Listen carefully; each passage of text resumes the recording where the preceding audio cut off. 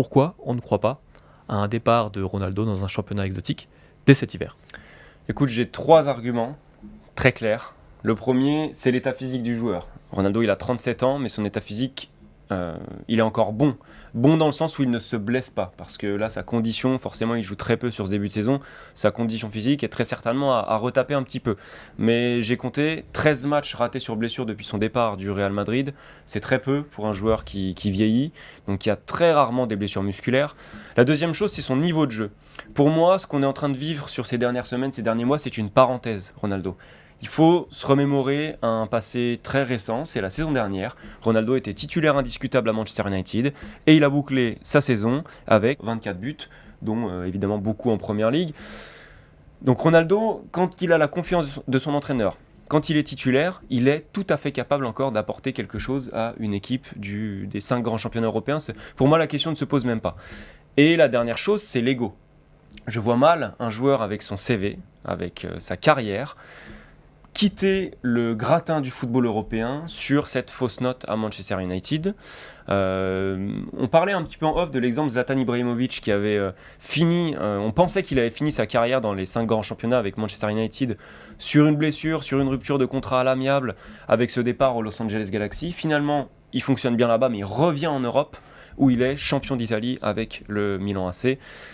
Je vois bien Ronaldo, alors pas forcément suivre cette trajectoire d'aller en MLS pour revenir en Europe, mais fonctionner de la même manière, c'est-à-dire je ne partirai pas des 5 grands championnats sur une déception. De toute façon, il y a une chose qui est centrale pour moi, c'est que si Ronaldo ne quittera pas les 5 grands championnats tant qu'il n'aura pas la certitude qu'il n'a plus le niveau pour évoluer dans l'un des 5 grands championnats.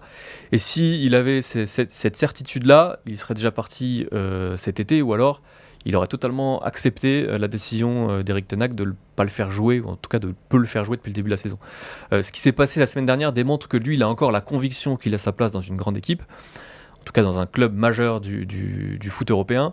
Et donc ça démontre quand même qu'il y a une volonté pour lui de continuer et surtout de redresser la barre.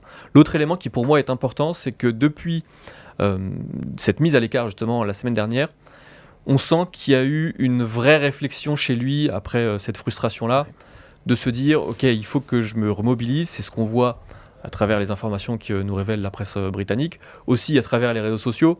On sent qu'il y a une vraie volonté de se remobiliser.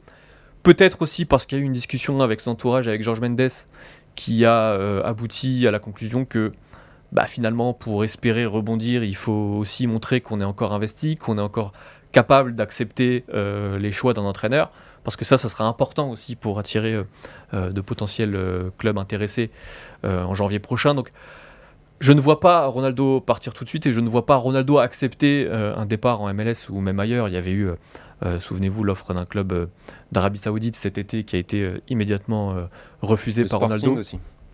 Le Sporting, absolument. Donc, Ronaldo, je pense qu'il y a toujours un élément qui est majeur, c'est la Coupe du Monde, ce qui va se passer au Mondial. Et je ne serais pas étonné de voir Ronaldo de nouveau impliqué, de nouveau accepter sa situation à Manchester, qu'il ne joue pas tous les matchs et qu'il finisse par rebondir. Soit Manchester United, moi j'ai encore beaucoup de mal à l'imaginer partir cet hiver, soit dans un nouveau club l'été prochain, mais la MLS, ça semble encore beaucoup trop tôt pour Cristiano Ronaldo. La question centrale, et tu viens de l'effleurer, c'est quel club pourrait l'accueillir l'été prochain ? Est-ce qu'il y a encore des clubs de haut niveau qui seraient considérés comme crédibles pour une arrivée de Manchester United, de Cristiano Ronaldo ? Et en l'occurrence, oui, on pense beaucoup à Chelsea quand même. Alors, d'un point de vue sportif pour le plan de jeu de Graham Potter, je ne sais pas si ça fait sens. Étonnant. Mais en tout cas, d'un point de vue politique de Todd Boehly, le nouveau propriétaire, alors actionnaire minoritaire, mais l'homme fort des Blues actuellement, ça fait sens parce que ce serait la première recrue un petit peu clinquante. Donc voilà, ça c'est quand même une piste qu'on peut considérer comme sérieuse, la piste Chelsea, surtout que la presse anglaise l'évoque assez régulièrement.